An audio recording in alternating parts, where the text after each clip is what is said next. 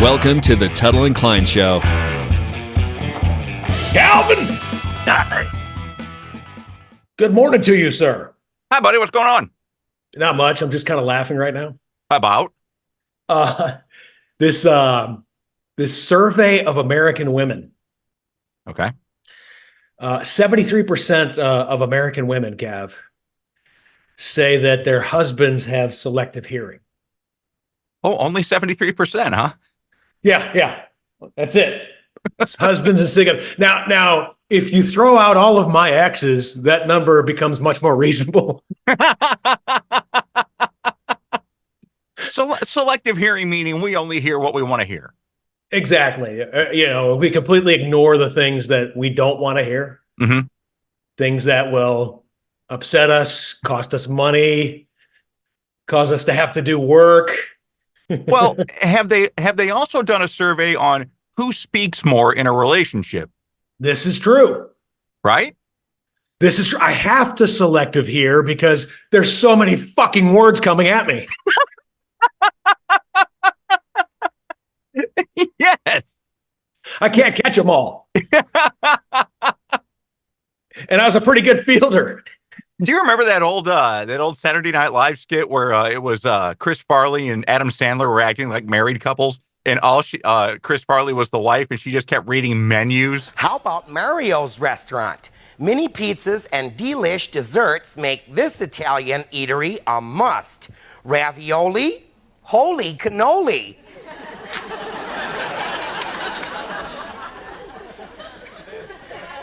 Day and night she talks. Each word more useless than the next. That's so funny. But that's the way it is. That's the way it is.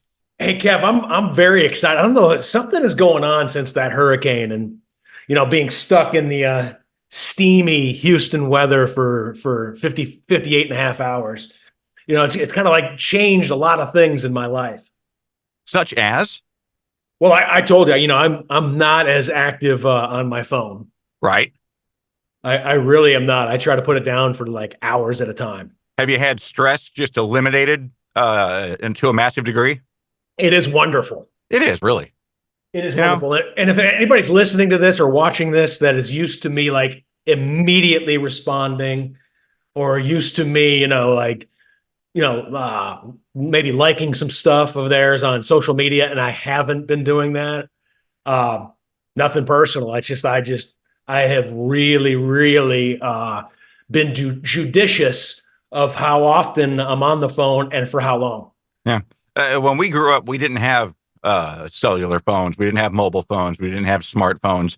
We had dial-up rotary phones or push-button phones, and it was a simpler time, man. It was a simpler time. Yeah. And, that's one thing. Another thing, Kev, is, I can count on one hand how many times a year that I actually remember my dreams. We've talked about this. You are not a dream rememberer. Yeah. But last week, I remembered 2 of them vividly. Are you going to share them? Yeah. Are you going to try to give me some of your pseudo little dream analysis? I will definitely try to do that because I like doing that. Okay. All right. In one of the dreams, it was kind of weird because I died. Okay. But I wasn't like waved into heaven right away. Okay. I was one of those on the border bubble type. Uh-huh. Yeah. Because, St. Pete's there with the file and he's looking through. He's like, yeah, hey, you got a good heart. You're kind. You've done a lot of generous things. You're, a good person with a good conscience and good dad. Good dad. Yeah. And some things, but he's like, hey, there's a lot of naughty in you too. He's like, you laughed with the sinners a little too often. Okay. And so I had to work. They put me to work for a while. Oh. And what I was on was their quote unquote suicide desk. Really? Yeah. Where, people who committed suicide would have to come through me. Oh.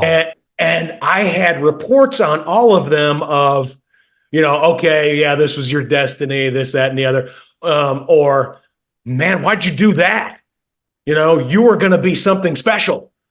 Okay. You know what I'm saying? So it was just really weird. You know, I remember like a guy came in and I looked up his file. I was like, what are you doing, dude?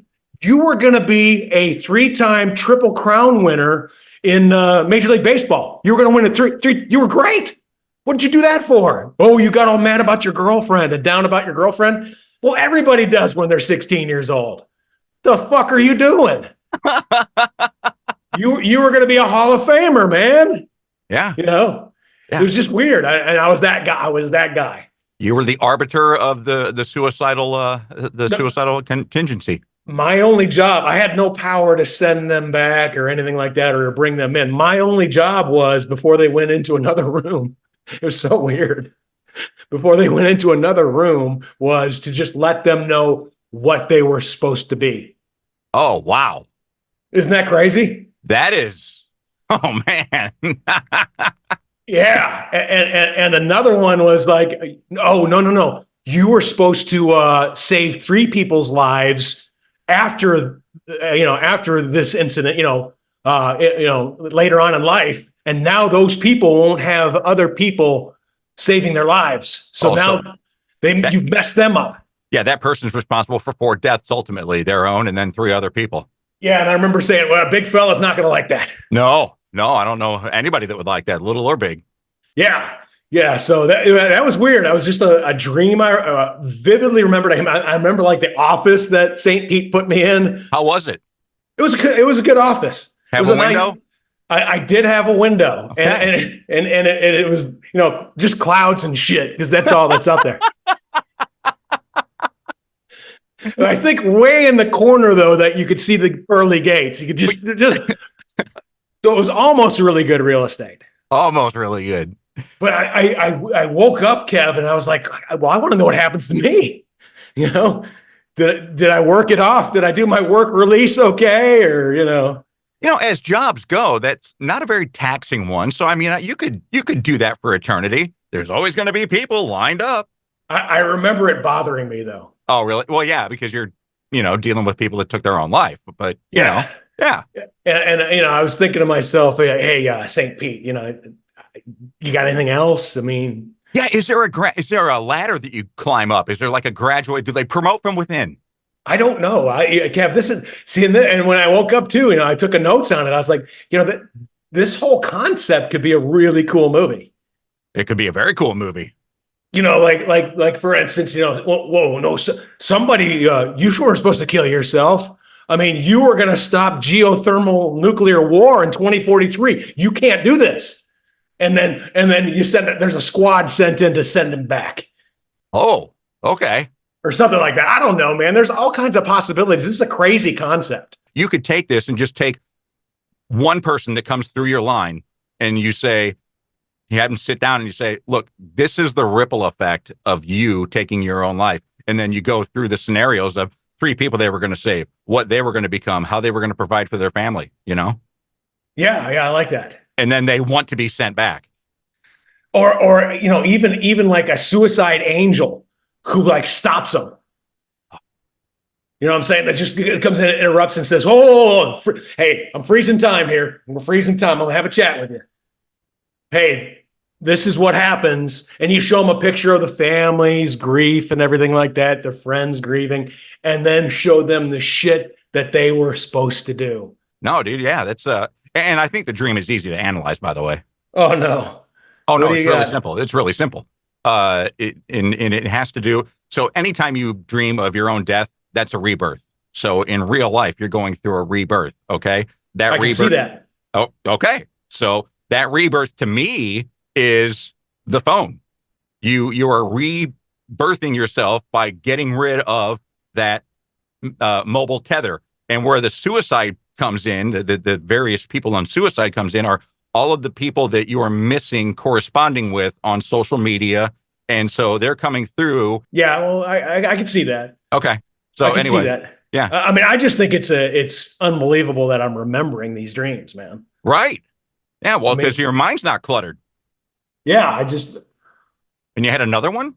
Yeah. Oh, yeah. This one was a little simpler. It was kind of weird. Oh. It was just a quick shot. Horses were playing a game where they were launching human shoes at targets.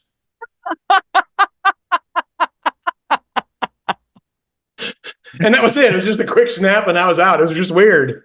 Well, far be it from me to be the one to bring up politics, but that one's an easy one also. Oh, really? What do you got, Kev? Oh, the Democrats it's donkey. Horses closely resemble donkeys. We're lobbing. We're paying for foreign countries to have our missiles to lob at other countries. So I don't know. That's just. Isn't that crazy? I mean, Even Kev, subconsciously, he's dreaming about politics. Kev, I got to tell you, man. I have a feeling that Biden did not want this at all. I think that they just said, hey, look, you've committed so many crimes. If you don't get out right now, we're going to make sure that you're charged with this shit. I think what happened this weekend was a coup d'etat on top of the coup d'etat that they did in November of 20. Well, I read a couple of different things. First of all, I asked my mother-in-law, could he sue the government for age discrimination? Because they pushed him out because he's 82. I don't know about the age, Kev. I think they pushed him out because he knew it was impossible for him to win, and they can't even cheat enough to get him in. It's that much of a landslide, and they couldn't kill Trump. So now they have to figure out a way where they can make it for believable to the public that, oh yeah, Kamala or whoever it is, yeah, she had some juice. It was, it was close, but she just barely won. You know what I'm saying? They want to make it believable because I really don't think now. I had one time thought that they actually wanted a civil war so they could martial law this shit. Okay. But I don't think they want that anymore. I think they realize that they're all fucked, and Kev, we talked about this before. They get the data of people, their text messages, their direct messages, what they're looking up, what they're typing in on the internet and social media, and they realize that the numbers are overwhelming against them, and anger. So they probably realize, oh, you know what? Maybe we don't have enough drones and little robot killing machines to take out this many people, and they would overwhelm them and then come after us. So I think that they're going to try to do the softer thing with it. Oh yeah, I know it seems unbelievable, but yeah, Kamala, she won by 17 votes in 4 or 5 swing states. You know what I'm saying? Well, I read an article that was written by a British journalist, and he is a political historian all across the world. And he laid out 3 scenarios that the Democrats could have used to push Biden out of office. And and I don't recall what the first 2 were, but he said those have already been played, and he still wouldn't back down. So the only other thing that they had was threatening him. Yeah, Kev, the corruption, the pay for play, they got him on everything. I mean, you don't hear it because the mainstream media never covered it because they were there to protect who they put in, they propped up. So they never did. But he is a corrupt criminal, lifetime politician, and they probably just said to him, "Hey, man, all this comes out. You're going to be prosecuted for it, and oh yeah, we're gonna nail Hunter to the cross too." I mean, they had to do that when they missed Trump. They had to do that. I mean, they got to do whatever it takes. They cannot let Donald Trump make it to inauguration. They can't.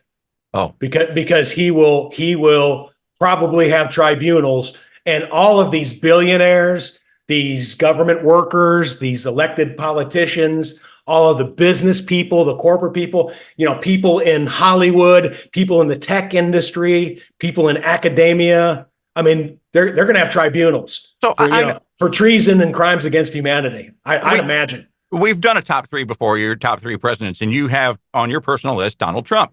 Let me ask you this, though. The way that you're talking right now, and we've heard Trump say retribution, is he trying to win to govern the country, or is he trying to win to spite people? I think he just wants to get back to the Constitution. Okay. And so there is a level of him wanting to govern and not just go after people. It's such a Leviathan, nasty labyrinth system now, just nasty rolled. I mean, with the bureaucracy that their only reason of being there. You got 2 million people that are part of the federal bureaucracy, lifetime paid people, where their number one job is they don't give a shit about the citizens. Their number one job is to protect the system. Okay.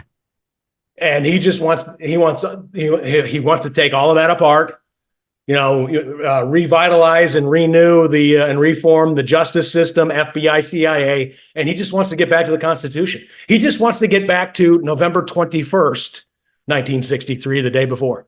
Oh, okay. That's what he wants, because since that day, it's been a corrupt criminal operation, in his opinion. Well, it's quite stunning, the events that happened over the weekend. If you're not familiar, you're probably living in another country or a cave, because President Joe Biden has not accepted the nomination for the Democratic Party to run for president. And now it's open. They're thinking that, he and other people have endorsed Kamala Harris as his replacement. Remains to be seen if she's going to get the nomination. But also throwing into this turmoil, they lost a super delegate over the weekend. Who? Sheila Jackson Lee.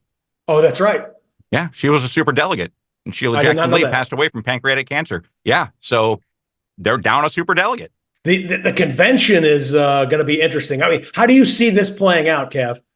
How do I see it playing out? Is it just going to be Kamala all the way through and nobody gets in the way? Or is there going to be some kind of funky shit going on at the convention? They can't afford funky stuff going on at the convention. They just can't. They're in enough turmoil right now. I think Kamala gets the nomination, and it's not going to be a landslide vote for her to get the nomination. I think there's going to be some dissension because I think people really want Gavin Newsom or Gretchen Whitmire, California or Michigan, to get that nomination. So it's really going to come down to who is she going to select for her vice president.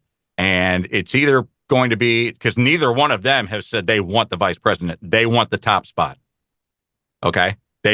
Both of them are already said that. So then it comes down to Arizona, Mark Kelly, who we kind of know because he was an astronaut at NASA when we were in Houston, or Governor Shapiro from Pennsylvania. And though the pundits are saying that they would be kind of hard for Trump to fight against, because they kind of think similarly to Trump. They just aren't in his party.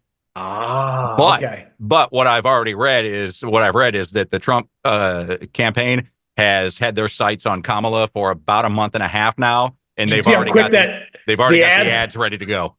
Well, they already started airing them yesterday. Really? Yeah. I mean, they knew this was going to happen. They were like, they knew it, because she's the only one that can spend the campaign money that's been raised so far, because she's on the ticket.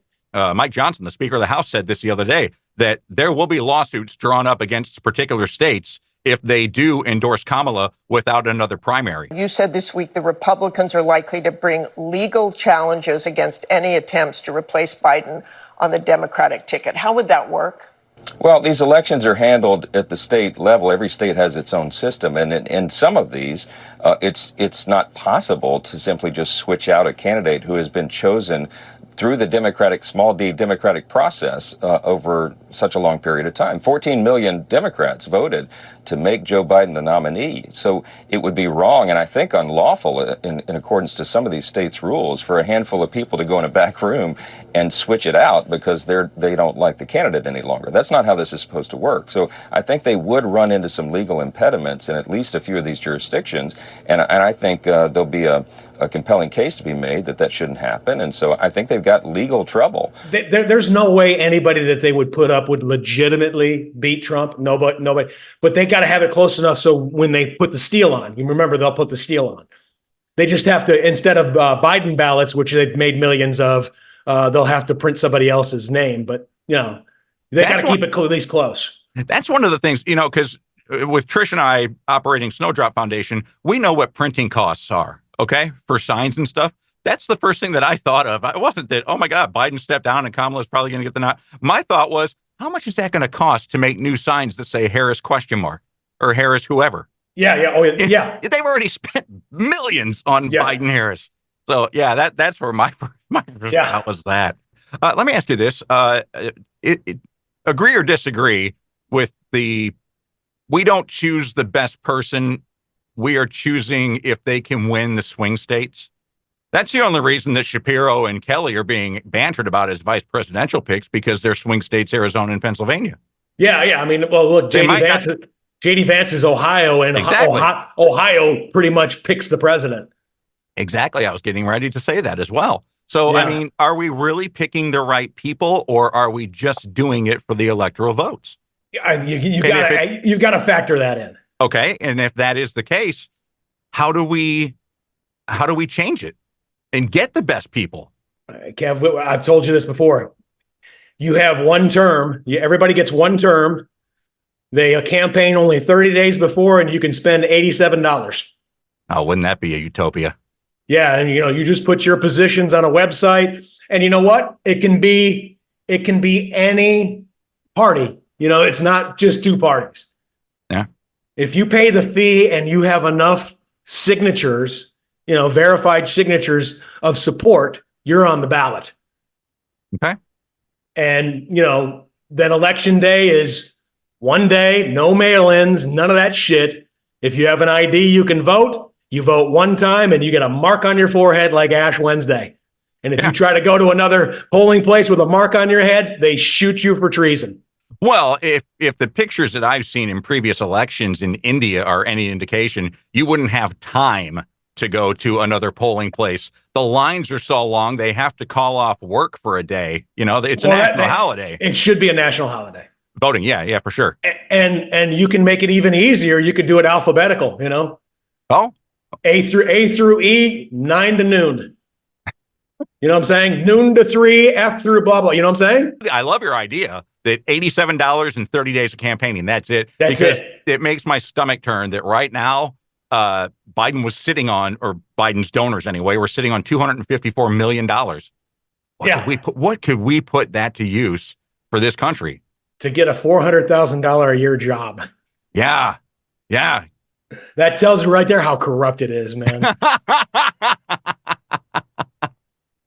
Yeah. Kev, hopefully all this stuff we're talking about will eventually take place, but the people have to be stronger and the people have to demand it. Otherwise, they'll just continue to be shit on. I mean, there just has to be a day, and I think it'll be a day. That people are just like, that's enough. That's enough. And I got a funny feeling if they would have been successful on the Trump hit, that may have been the day. Yeah, I don't know. People kind of let that slide. I mean, because he lived.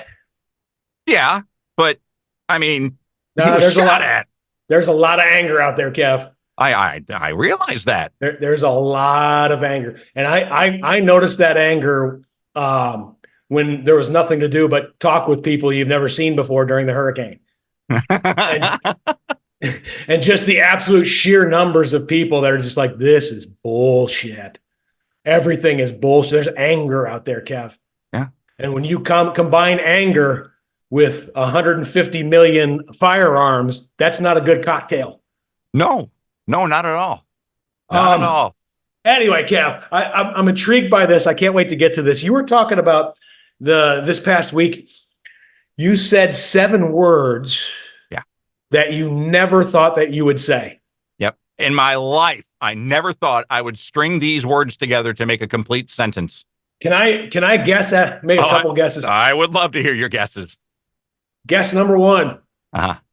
7 words Kline never thought he would say. If Tuttle wants to fight, I'll fight.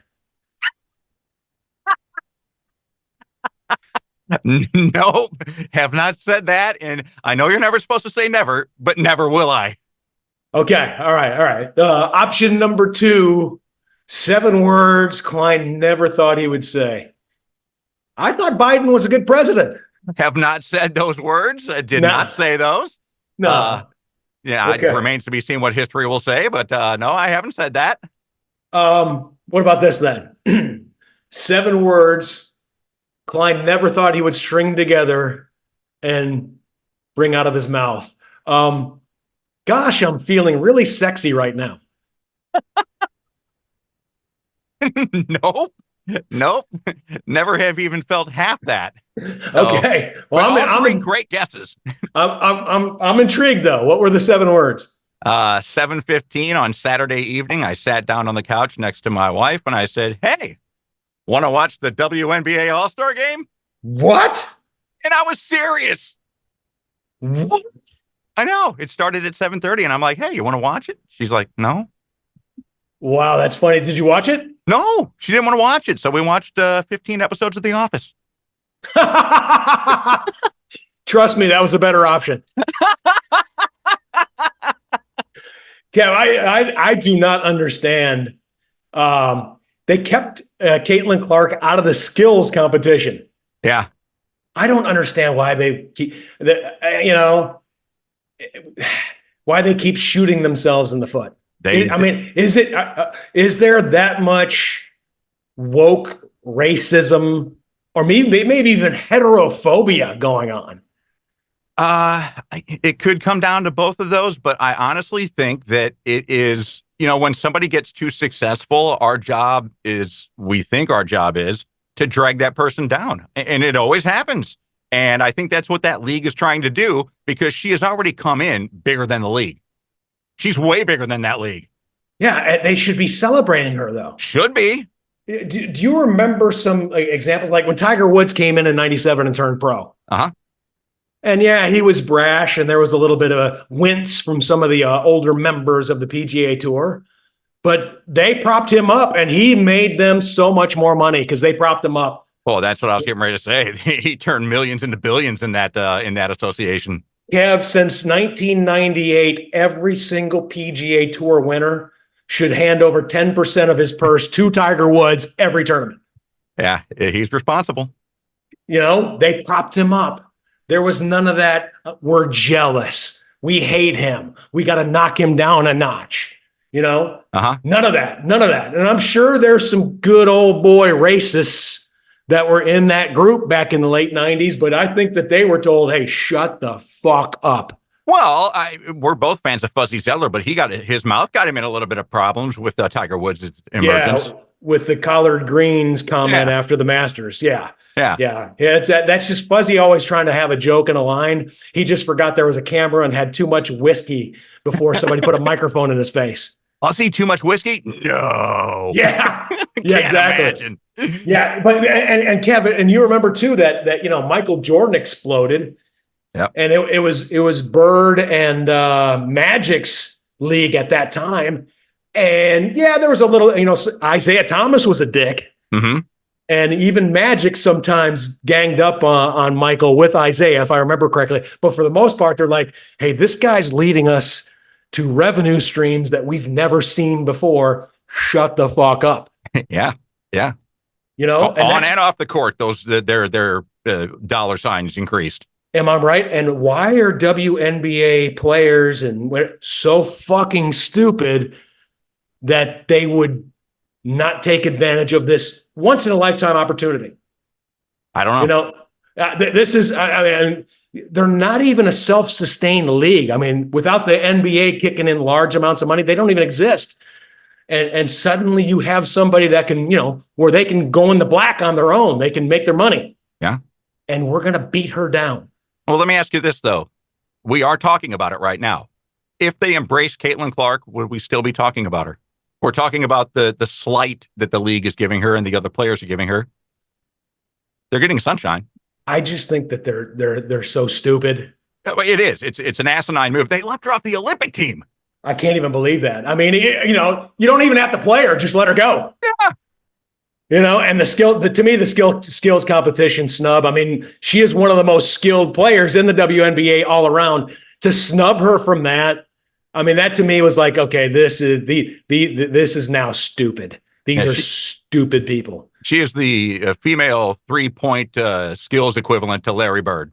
No question about it. Oh yeah, and like the examples we just mentioned with Tiger and Michael Jordan. I mean, your mind frame is let's not ride this wave, ride this horse. Your mind frame is, I am so racist, so heterophobic, so blinded by jealousy and rage that I'm going to cost myself in the pocketbook, because there are ripple effects. Yeah, there are totally ripple effects. I don't get it. Yeah. I don't get it. And whatever happens to them because of it happens to them. I don't give a fuck. Yeah. If I were Caitlin Clark, I would just be like, fuck all of you. Go to Europe. Oh, she would be a massive. I mean, she already is kind of a global phenomenon, but even more so. She would be adored in Europe. And, Yep. and that's what I would do. I would just be like, if I'm Caitlin Clark's agent, I would just go to the WNBA commissioner and say, we're not fucking doing this. Yeah. We're not, you either call off these idiots or I'm taking her to Paris. Hey, speaking of women's sports, at the Snowdrop Luncheon last week, I got to talk with Glenn Davis, who's the voice of the Houston Dynamo. He does Soccer Matters. Great guy. Oh, yeah, awesome guy. He agreed with me that the women's soccer game is much more watchable than the men game because of the flopping. Whenever I do watch a little bit of soccer, Mhm. the second I see a flop, I turn the channel. Yeah. I just hate it. same thing with the NBA. When I see like LeBron flopping, I'm out. Hate it. I'm like, dude, you're 6'9", 270. You're a walking muscle. You're a rock. Yeah. And that little shit just puts you on the ground with like Reaper cut. God, I hate that. It's dumb. It's Yeah. dumb. He gets the calls a lot, though, Oh yeah. because of who he is. Exactly. And he wants to add to it with the flopping. Ugh, you're in LA. You're acting too much, buddy. Yeah. Yeah. Okay. I can see that, Kev. I can see that. And we got the Olympics coming up too, so it'll be interesting to see that. It will be very interesting to see the Olympics. I can't wait though. That's gonna be fun. I like the Olympics. I love the Olympics. Love it. Is Trish gonna watch that with you, or are you gonna like deep dive into The Office? Okay, so we're on season 5, episode 14 of The Office. We just started watching it 2 weeks ago.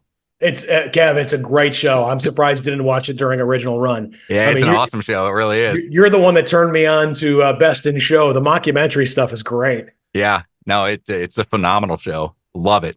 You're gonna love this. I got a little taste of instant karma Oh, last week, how? and okay.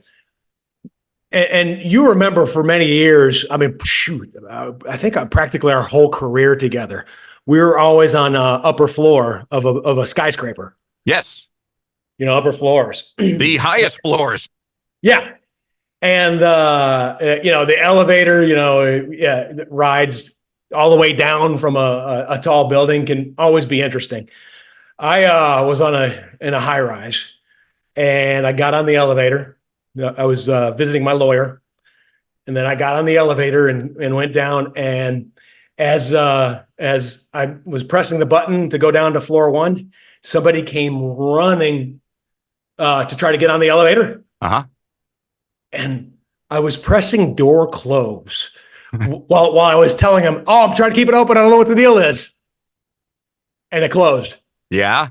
And I'm like, "Yeah, that was great. That was great." You know what I'm saying? I know. Because it was just that was one of those elevators that was so slow. It's like if it reopens again, it just takes forever and all that stuff. And I'm like, I want to get out of here. I don't like being downtown. Traffic was about to start, so I wanted to get out of there. Well, and then you're on a lengthy ride with somebody you don't even know or care to know. True. Yeah. But Kev, literally the next floor down, somebody gets on and they do the thing that we've always hated. Remember these people, the one floor down people, and get off. They can't take one set of stairs down. They have to take the elevator, and it's a slow elevator, Kev, one of the slowest I've ever seen. Yeah. And just to have one floor. It happened not just once, 3 times. Oh, I would have got out of it after the second one and taken the stairs, no matter what floor you're on. Kev, after the third one and it started to shut, I was like, yeah, I hate to get some cardio. And I could hear them mumbling something, but I don't know what it was because the door closed. Yeah. Wow. But that was karma for me. I dicked this guy. Yeah. I dicked him on like 34th floor or whatever. So 34th. I paid the price. Yeah, you did. But yeah, you're right, man. Come on. You can go down and up a flight of stairs faster than an elevator will take you. It does not, particularly down. No, I can get it. There's a lot of people that aren't in shape and, going up is a little bit of a chore for them. And I get that, but down is easy. Come on, man. Well, but if you're not in shape, take the stairs because that's going to be a little extra time that you're away from work. Exactly. There you go. So there's a positive. You're getting I in love shape it. and you're working less. I love it. Exactly. Scam the man. Okay, Kevin Kline, what rabbit hole did you find yourself in this past week? Rabbit hole of the week. Rabbit hole that I went down this week. Looking up different delicacies around the world. You know, like in Japan, like they think sea urchin is the greatest thing ever. You know, sushi sea urchin. Yeah, I've had yeah. it. I've had it. It tastes like you're biting into a jelly filled with glue. It's terrible. My ex had me try that. Yeah, it's terrible. I was like, who made the first decision that I'm going to put this in my mouth? Right? And not only that, who continues to make the decision of, I want to continue putting this shit in my mouth? What about you? I was watching sports documentaries. Oh, there's some really good ones out there. Which ones were you gravitating towards? The one I found intriguing was the one about Dr. J, Julius Erving. Now, for those that are too young, before there was Michael Jordan, there was Dr. J. Yeah, Philadelphia 76ers. Great afro when he played with the ABA before getting into the NBA. I mean, this guy was one of those guys that was just in the air for a long, long time and had some of the funkiest, best moves in history, as you can see from some of the clips that Kevin has put on right here. I mean, some of those moves were like, wow. But of course, you know, at the end of his career, there was this kid from North Carolina named Michael Jordan that came in and did it just a little bit better. Yep. And won a little bit more and was just a little more intense. But Dr. J was the essence of cool. He was. Yeah, you know, when you think of the 70s, there's Dr. J cool. You know what I'm saying? Absolutely. The giant afro, and he just looked cool as hell. And I that's when I started like tuning into basketball when I was a kid. Uh-huh. You know, Dr. J was just the guy. And there were some things about him I did not know that I found interesting. Such as? When he was 19 years old, he was at the University of Massachusetts. By the way, UMass was the only really good school that gave him a scholarship. Really? He was unknown at that time, and he was only 6'3". He didn't grow to 6'6", 6'7" until he was in college. Kind of late bloomer. Okay. Late bloomer. But when he was 19 years old at UMass, his 16-year-old brother died. Did not know that. Yeah. And he was there when, the last thing that his brother ever said was to him, said, well, I'm tired, Julius, I'm tired. I'm ready for the angels to take me away now. Oh, ouch. That's hard. And that was devastating. I mean, even now, him talking about it, you know, he's in his 70s now. Uh-huh. I mean, just instant tears, man. Yeah. Just like, I mean, just the thought and memory of that. And then ironically enough, and you probably remember this from about 20 years ago, when his son was 19, he went missing. Do you remember this? Yes, I do. His son made the wrong turn into a retention pond in Florida, right near their house, and was submerged underwater. Nobody could find them for 5 weeks. Nobody could find him. Right. So, you know, Dr. J has suffered, has had some pain. Man, 19's a bad number for him.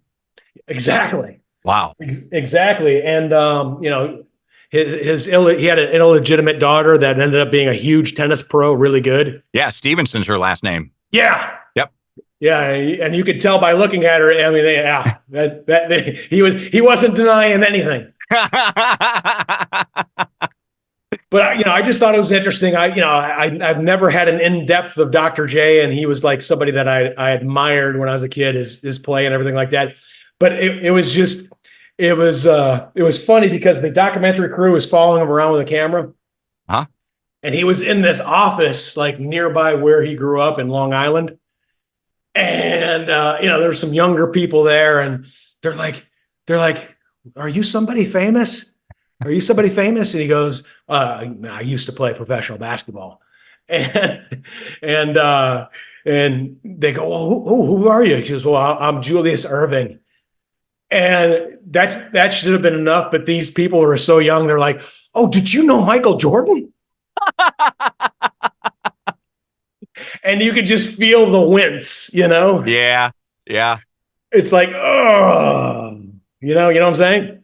So if you're Julius Irving, then do you sit them down and talk about your career, or do you say, you know what, Michael Jordan was fantastic, I played against him? No, you just blow it off, and then the cameraman, hopefully, after they leave, will pop his head back in and say, "Look up Dr. J highlights. You need to see this shit." Yeah, definitely. Yeah, I mean, because even in the documentary, Michael Jordan was talking about what a huge influence Dr. J was on him and his game. Oh, he influenced a ton of people. Yeah, I mean, nobody had ever seen anything like that before. Well, that's the thing. They didn't even, when he broke into the ABA, the NBA still wasn't allowing dunking. Okay. They thought it was a ridiculous play, just showing off and, just big people being idiots or whatever. But he was the first guy to glide, Kev. He was the first guy to glide, put it that way, where people were like, holy shit, this is different. And then at the 1976 ABA All-Star game, he did the free throw line dunk. And that shook the world. Of course. That somebody took off from the free throw line and dunked a basketball. Yeah. Now, of course, 10 years later, Michael did the same thing in Chicago at the All-Star game, but Michael had a little pump on it too. Yeah, Mike was flying. He wasn't gliding. He was literally, it looked like he had a wingsuit on. He did even a little pump move, Kev. Can you imagine that? No. Not only are you going to explode for 15 feet while you're still on the rise, but you're going to have a little pump move halfway there. Yeah. That's badass. It was. Yeah, it certainly is. That's badass. But that was Jordan, man. That was Jordan, Mm-hmm. He always, he took things to another level that you didn't think was possible. He had to stop doing the dunking contest just to give everybody else a chance. Yeah. Yeah. So I remember that. It's like Garth Brooks in the CMA Entertainer of the Year. Took himself out of the running because nobody else would ever win it. Oh my God, that's so funny, Gav. Remember that? Yeah, I remember that. I'm having a press conference letting you know that I'm taking myself out of this. I don't want people hating me because I'm so good. Yeah. Yeah. Yep. Why am I so beautiful? I don't know. I'm embarrassed by it, though. Oh, my gosh. I just want to be normal. Right. Okay, Garth. Okay. Kev. Yeah. Your turn with the top three this week. Just when you thought they couldn't count any higher, it's Tuttle Kline's top three. Okay. So Trish and I were online yesterday, and we were buying hand soaps. And it's really, we both have very different tastes in hand soaps. And so I wanted to get your top three aromas, Timmy T, the top three smells that you love to smell. Top three aromas. Well, Let me see here. I love the smell of fresh cut grass on a baseball field. Ooh, that's a good one. Oh, that's a good one. Yeah. Like you walk into the stadium. I have distinctive memories as a kid, Milwaukee County Stadium, as a Brewers fan. And we would get there early sometimes. We'd just come in just like, seems like right after they mowed it. And you could just smell it. Yep. And I was like, this is beautiful. So that smell, immediately sparks an innocent time when, I'm just a 9, 10, 11-year-old, 12-year-old kid watching baseball with my dad. Yeah, I love that you can correlate a scent with a memory. That's awesome. Oh, yeah. Love it. Yeah. Let me see. What else? I love the smell of leather. That's one of my top three. There's something, leather just smells cool. Yes. Yes. To me, it makes me want to bow up. I'm like, leather. Well, it also reminds me of baseball because I always had brand new leather gloves when I was playing. Oh, you did? Oh, yeah. Every season I got a new glove. Do you have an endorsement deal or something? Oh, no. No, huh? Well, in college, they pay for your gloves. Obviously, yeah, Yeah. I've seen the college swag. I couldn't believe, Audrey's got a $50,000 worth of Under Armour shit in her closet That's right. from 4 years of volleyball. And then Kev, I love the smell of Cinnabon. Oh, dude, that is a great smell. Walk right into a mall. Oh man. I won't order one because I know that's just terrible for you. But I like the smell. Yeah. Oh, it's a great smell. Fantastic. And I don't mind if like somebody I know gets one of those big huge things. I just want a bite. That's it, just a bite. Everything in moderation. Kev, I've told you this before. You can have a forkful or a spoonful of anything as long as it's just a forkful or a spoonful.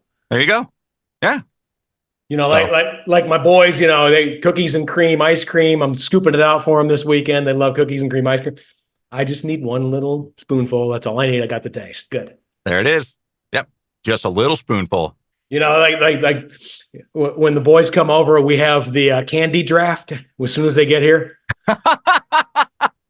where I lay out like different candies. And, this week, Timmy picks Reese's Pieces in the first round. And then Dallas, he goes for the Whoppers and Milk Duds in the second and third. And then Timmy ends up with Junior Mints. But of course, each time the box is open during the weekend, there's a dad tax. I just need one or two of them, son. Is there a supplemental draft, or are there trades after the draft is complete? They sometimes do have trades. They have pick remorse. Yeah. And they'll cut some deals with each other, particularly when sometimes I'll do some extended ones where it's like they each get, 4 or 5 different things to last them through the weekend. And then you can hear them bartering afterwards.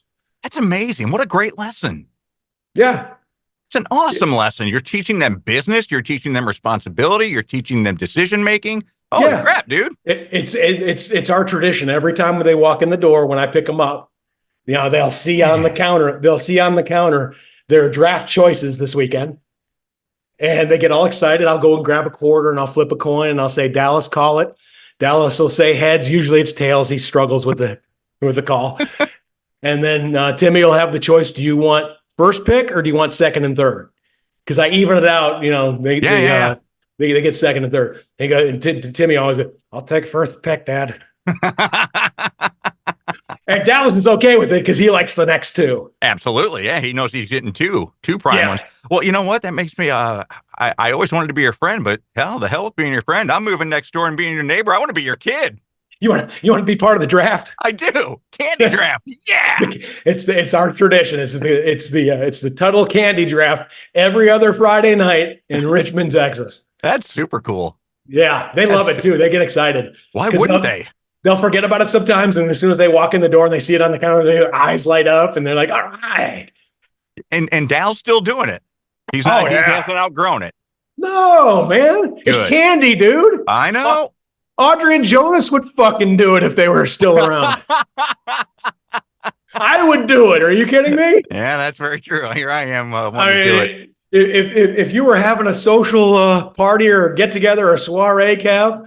And I walked into your soiree and saw a candy drop. Like, yeah, let's go. Let's go. Definitely. With the first pick of the Kevin Kline Candy Round 2024, Tim Tuttle chooses Reese's Peanut Butter Cups. That's the go-to, huh? That would be the number one. Hard to say. Yeah. It's up there, though. It's always up there. That's Trisha's favorite. And that's probably the way to go because it's a lot of people's favorites. So strategically, you're probably better off getting the Reese's Pieces quickly because it probably is not going to survive by the time it comes around to you again. Oh, definitely not going to survive a full round. No way. Yeah, it's high demand. It's very high demand. So I might as well do that. Whereas I love Junior Mints, but I could usually wait until the second or third pick to get my Junior Mints because they're not as high demand. Uh-huh. Where are you at on the Twix bar? Love the Twix bar. Yeah, me too. Love the peanut butter Twix even more. If the peanut butter Twix is on the board, I'm going to grab that earlier, try to cut a deal and move up in the draft. Also, it seems like everything that you're trying to get involves peanut butter. Would a Nutter Butter No, that's a cookie. That's not a candy trap. There's no chocolate. Oh, that's right. There's no chocolate in that. Yeah, that's why no. Got it. But if you remember in the early '90s, M&M's Mars had this thing called the PB Max. Yes, I do remember it. It was the greatest candy bar in history, and they discontinued it after like just a couple of years, and I was so fucking pissed off. Yeah, I was Kev. I was livid. And they better thank God that there was no internet or email back then, because I would have fired off a very, very heavy duty email. Hey, very sternly worded. Oh, I couldn't believe it. Kev, as soon as I found out late in the game, and so I got worried. So I actually went around town and cleaned people out. Oh. Yeah, I had a freezer full of PB Max. Man, how long did that last you? About a week. About 6 months. Oh, really? That long? Oh, Kev, I knew that was it. I didn't shovel. I would just bite. Oh man. Okay, maybe another little bite. Okay, I'm done. Stop. Walk away. Push away, Tuttle. Push away. That's some control. Yeah. But that was the greatest candy bar ever. That still hurts, man. Yeah. I miss that one. Okay, what are your top 3 cents, Kevin? Well, we've already said leather is on both of our lists. I think you're going to have remorse here, Timmy. Coffee. I probably will. Coffee. Oh, of course. Kev, there is nothing better than an espresso, a fresh brewed espresso. Yeah, buddy. That to me says, hey, good morning, Tim. Yeah. So coffee, leather. And then my third one is pipe tobacco. Oh, that's a good one, too. I love pipe tobacco. That's a good one, too. I had an uncle that smoked a pipe. Yeah. I don't like cigarette tobacco. I don't like cigar tobacco. I like pipe tobacco. No, I get you, man. I'm with you. So that's the scent that's in my studio. We went out and got a little Etsy or a little, those, they burn the candles and stuff, and tobacco's the scent that I have in here now. Get out of here. Yeah. And then I will go to leather after that. Don't be afraid to grab the Cinnabon if they have that available. They do have cinnamon, but not cinnabon. So there is a difference. Oh, there's a big time difference. You got to have, the Cinnabon has a little frosting vibe to it too. And you get the yeast. I don't want to talk about any personal issues you may be having. Okay. Hey, Kev, I wanted to throw this past you. I've had this on the battle plan for a couple of weeks. I just thought it'd be a cool concept, and maybe it's something that we could do here and there every so often. Mm-hmm. It's a be honest feature. Okay. Where we'll throw questions at each other, and we'll talk about, hey, be honest, and then ask the question. Okay. All right. For example, be honest, Kev. Do you read a well-crafted text or email several times after you've sent it, just admiring your work?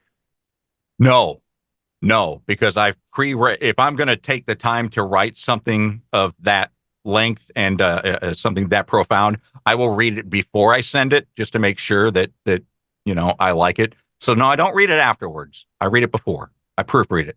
I always read it. If it's a really good one, I'll enjoy it later too. For example, are you talking about if somebody gets your dander up and you respond with a quip or something? Yes. Really? Okay. Or it could be when I'm sexting somebody. Oh, okay. I'll be like, oh, that was fucking hot, man. Yeah, that I could see. If you have to do a comeback or a quip or something, I wouldn't even want to go back and read that, because it would conjure up the bad memory of them coming at me. Oh, okay, I get that. No, I got to admit, that I've written some prose that I've been really, really proud of, and even a week later, I'll go, oh, man, that was really cool. Let me look at that real quick. Oh yeah, that was cool as shit, man. Yeah. You know what I'm saying? You know what you should do? What? You should go make an account, and I'll set it up for you. Make an account on Audible, because those romance novels are always looking for guys with voices like yours to read those romance novels for books on tape. For books on tape. Send that to me. Yeah. Hey, baby. There you go. Hey, baby. And let's hear your female voice. Ah, man. Get that dick in me right now. Okay, maybe they'll have to outsource the female voice, but I'm not going to get that contract, am I? not that one. But yeah, no, I'll send it to you. Kev, let me ask you another be honest. Yep. And these are fun. And I want you to brainstorm these going forward. I want you to maybe have a couple every time. Oh, I will. Because is this fun? Is this kind of cool? I love it. Be honest. Do you look through who likes your posts and wonder why the hell some people that are close to you or big fans of you have not liked it? No, I don't. Because I don't do the posts. Trish does. Trish does all the posts. But the second part of that, I all the time. None of my family listens to our podcast or my other one. None of them. Not a single one of them. Why? I don't know. My mom says, well, I just don't have the time. Well, what the fuck do? You're retired. You sit there and you do your crafts. You could turn that on, and I just don't have time. I don't understand that. They're missing out on some really good stuff. And maybe she could get to know you by listening. Yeah, maybe so. Yeah. To me, any family member that doesn't listen to our podcast, Kev, I mean, they're out. Every one of my in-laws does. Yeah, I mean, my kids listen. Yeah. And Todd listens. Yep. So, that's they're top of the line, The rest of them, yeah, fuck off. Well, that's what I keep telling Trish. I'm like, man, if I can't even get my mom to listen, how can I expect other people to listen? I think your mom's probably had enough of you. Oh, then I don't know, because she's constantly asking me, when are you going to come up and visit? I'm like, when do you start listening? I guess I'm just projecting on you. My mom has had enough of me. No, you guys got a better relationship now than ever. Well, the best thing about it is she's, early part of dementia, so she forgets all the bad stuff.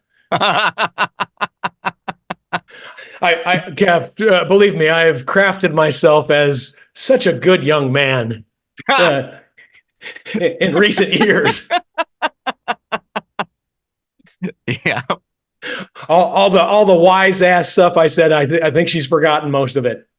Now, I will go on LinkedIn and see who likes that or see who wants to connect with me and wonder why or how they know me. I will do that. Oh, okay. Yeah. But check I don't out the really, connection. Yeah. But I don't really do it with the with the posts. Okay. And let me ask you this. Be honest. Mm-hmm. Do you ever wonder why there are so many poor people that are obese? Oh, God. Yes, I do.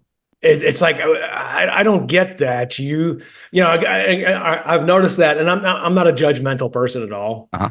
But I do observe and notice some things, like when somebody's paying with the food stamps or whatever at the grocery store. I can see that transactions ahead of me and stuff like that. It's like, look at you. How is that? Well, I do know one reason why that is. And I've said this for quite a while, and I've talked to nutritionists about it too. You have $1 to spend. Okay. What are you going to go do? You're going to go buy a McDonald's hamburger for $1, or are you going to go buy 3 apples? Good point. The value menu enables them. It absolutely does. It absolutely does. Eating healthy is expensive. It's very expensive to eat healthy. Yeah, but Kev, you were just talking about it. An apple isn't that much. A bowl of oatmeal isn't that much. Mm-hmm. There are ways around it. I mean, just eating scoops of peanut butter. Yeah, that's a nice protein pop right there, and that'll get you through the next few hours. Couple little spoonfuls of that. You know what I'm saying? I hear you. But if you're just talking about the convenience, the quickness, and the cheapness, fast food. Yeah, I know. I see that. I mean, to me, fast food should be the most expensive food. It would be great if it was. A Big Mac must cost $89. Uh-huh. You know what I'm saying? I'd be curious, and this kind of goes back to conspiracy stuff, but I'd be curious to find out if the medical companies fund fast food. Nothing would surprise me, Kev. It wouldn't surprise me. It wouldn't surprise you, would it? Not only in the medical, but they'd have government support too. Because if you're obese and you can't think quickly on your feet, you're easier to control. Huh. You don't have that fight in you. There's just so much shadiness that goes on. You just got to question everything. Yeah, isn't it terrible that we even go there? Our minds even go there now. I mean, what has happened? What has happened in the world where you would even have to ask that question? Right. Yeah. So, I've had this vision, and I probably shouldn't be saying this because this was another possible movie idea, where somebody's praying to God and just be God, this world is just so messed up. I'm so scared. My kids' future, my grandkids' future, and future generation. This has just gotten really, really crazy. I mean, when are you going to show yourself and help out? And then suddenly, like, God appears and just be like, well, I'm going to do it now, and you're going to be my spokesperson. And that person is like transported, like telelifted to a place out in the desert. And suddenly a giant hole that goes straight down to hell is forming. And suddenly that person is A, you can't kill him, he's immortal, and B, he takes over all forms of communication worldwide for a few moments, where he explains God's had enough. There's too much evil. He's not doing the flooding thing this time. We got this giant hole right here. And you're going to see in the next couple of minutes just bodies flying in there of evil fuckers who are going to be taken down, that are ruining God's world. God loves Earth. God loves Earth, and he is not liking where it's been and where it's going and everything like that. So we're going to have a cleanse right now. And then suddenly all these people start going in. And he said, and then this guy says, and you can check out on the internet. You can look up any human being if they're missing, and I'll tell you why they're missing. Oh, man. Like so-and-so, pedophile, scam artist. You know what I'm saying? I know exactly what you're saying. And he also, okay, another thing, we just cleared it out. We got rid of 2.3 billion people. They're evil. They were just a blight on this whole thing. And again, you can look up their names anytime you want to, and you can find out why they're not here anymore. God has laid out everything that they've done on a little bio page. Dude, you write it, because I've already got the logo for the merchandising. Okay. So you said God wants to make Earth so you call it the mega movement, make Earth great again. And instead of an A, you put the Jesus fish straight up and down. Instead of sideways, you put it vertical. That's funny. Dude, we got something. That's mega funny. Movement. And Kev, just another little thing too is, God is really, really wide open now. He just and plus, if you type into a question into, my little search engine, I'll answer any question on what happened. If you want to know JFK assassination, you want to know about the election of 2020, you want to know about this bombing and that shooting and, this world event, the absolute 100% truth will be laid out right there so you can read it. Well, that would be the most visited website in the history of websites. Is that awesome or what? That's just the concept that I've had in my head when I'm doing cardio, that would just be cool. It's just, one guy puts it over the line, one guy praying to God, and suddenly God's like, yeah, I'm stepping in now. Yep.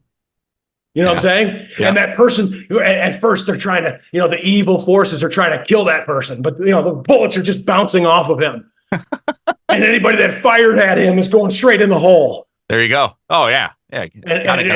He's trying to warn him. He's like, hey man, I can't be killed. This is it. I mean, this is judgment day right here. God wants Earth. God loves Earth. He loves this place, and he wants it to be cool again. Yeah. And then you have the benevolent and cool leaders that lead the world into a couple hundred years of peace.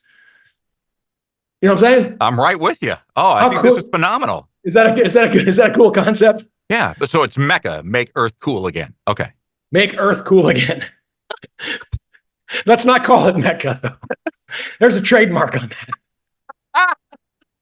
that. Very true. Wow. We don't want to confuse anything, okay? No, we don't. No, we don't. Okay. I could just see, we told you we were right. We were right the whole time. Calm down there, Habib. His name's not Allah, okay? Yeah, it's Jesus. But that's it. And then left on earth are just like half the people who have a good heart, good soul, good conscience. Okay. And then, each country has like good benevolent leaders. Like ours would be Stephen Gertzen from East Bernard, Texas. My God, you were talking about bullets dropping off of somebody, and I was thinking, man, this is the perfect job for Stephen Gertzen. If you would just pray one day in East Bernard and just say, God, it's getting nasty. I got kids and grandkids. Please do something. And then suddenly God says, Stephen, you're the guy. Yep. There. Hold on. You're gonna have a quick ride to the desert. We're begging you, Stephen, get off of the rice machinery for a day. Hit your knees and let's get this thing done. Let's get it going, man. Let's let us get rid of all of the evil on planet Earth. And then of course afterwards you'll see like people will be like slow mowing the bodies going into the hole. Oh, there's that politician right there. I knew it. There's that pharmaceutical executive right there. There's that mainstream media guy right there. You know what I'm saying? Oh yeah, definitely. And then they could just look it up. Why was he? Oh, okay. He's an evil fucker. He had it coming. I like this be honest segment. I gave you the concept right there of something that has been floating around in my head for a while. It's a good concept. Because I've just been thinking it too. It's like, hey, God, centuries ago you had the ark and the flood. I mean, how much are you going to take before and there's a lot of fucking evil out here. Yeah. But then couldn't he say, well, you know what? We've had Ike, we've had Beryl, we've had the tax day flooding in Houston. You guys aren't awake enough. Okay. I mean, what could he say that? He's making us earn it. He's making us earn it. Well, see, that's another thing I had in my mind is, okay, once everything's done now, and he's like, hey, all of you be more strong. Don't let it get to this point next time. I'm not going to bail you out next time. If you see evil, you snuff it out. Oh. Okay. Even if it costs you a few of your lives, it's worth it for your kids. You know what I'm saying? Okay, but doesn't that kind of fly in the face of God being a benevolent leader and thou shalt not kill? Kev, there's certain times where good has to stand against evil and eradicate it. Okay. I believe. I don't know. Maybe. I mean, I don't know. I don't know exactly God's thinking. Well, it's your script. Okay. All right. Yeah, that's right. I can do whatever the fuck I want. Yeah. Yeah, Kev. If you're evil, you got it coming. Okay. There you go.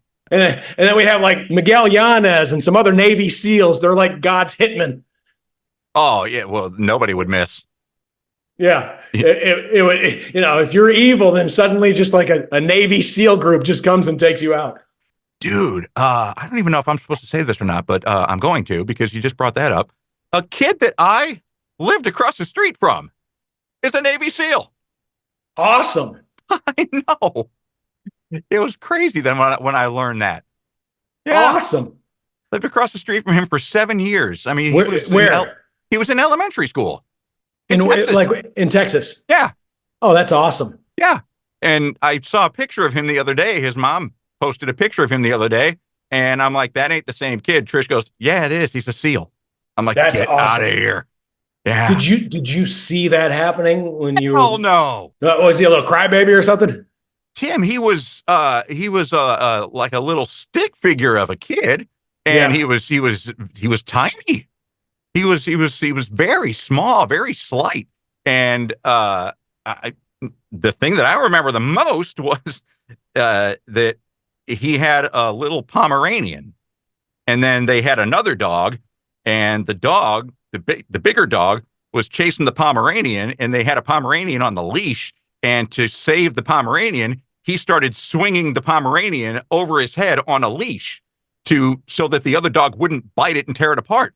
And so I run out into the middle of the street in my underwear and go, what are you doing? He's like, that dog's going to bite my dog. So I grabbed the Pomeranian, and then he grabbed the other dog by the collar, and everything was situated and fine. But yeah, man, that's the biggest thing I remember about him. That is crazy. Yeah, now he's a Navy SEAL. He went through Bud's training, Kev. I know. Yeah. The hardest training in the world. That's awesome, man. Yep. Yeah, very cool. Okay, this has been fun. It has been. I got to get back trading and making a little money. There you go. Make that money. Me make money now. Thank you for joining us. This is episode number 3. This is the Michael Jordan jersey episode 23. Make sure y'all like, follow, download, subscribe, give us a rating. We'd appreciate it. You help us grow this thing. Tell some friends about it too. Like if you like our podcast, send your some friends the link and say, hey, listen to these guys. Is this any good or is this total shit? Yeah. You know, we'd love to know. We don't want to hear it. Yeah. Actually, I'm cool with it. Give us any feedback you want. We love it. Give us feedback. We don't care. Yeah. So, Kevin Kline, what's the Fuzzy Mike have this week? What are you doing on your other podcast? Well, I'm actually interviewing a guy later this week, so it'll be the next episode. He was a hostage negotiator for the Texas State Police Department. Nice. Yeah, and he's got a real interesting story. And then the week after that, I'm going to be talking to one of my favorite musicians who he had a rough life, substance abuse, trauma, all that kind of stuff.